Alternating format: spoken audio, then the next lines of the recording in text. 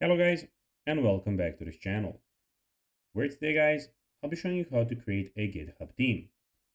So guys, the first thing that you of course need to do is go to Google and type in github.com.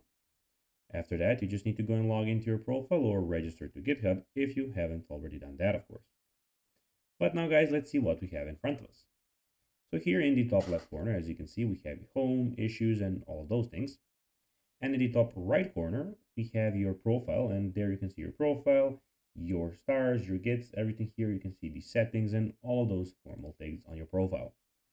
But now guys, let's see how you can actually go and create a GitHub theme.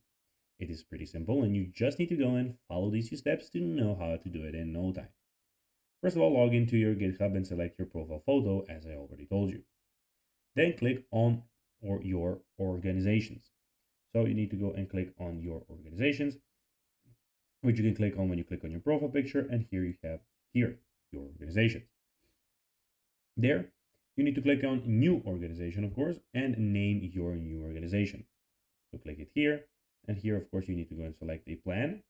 When you go and click there, guys, you need to go, of course, and click on the new team, type the name of your new team, and optionally add the description. Create any additional teams you'd like, choose a parent for each new team, and give them responsibility access. And that's basically that. So that'll be everything for this video. I hope that you found this video informative and entertaining, guys. If you did, don't forget to like this video, share it, subscribe to the channel, and put the notifications on, as guys, this really helps us grow our channel. So if you have a few seconds, it will be pretty cool if you could do this for us. So guys, that will be everything for this video. I hope that you enjoyed it. And guys, as always, I'll be seeing you in the next one. Until then, as always, bye guys.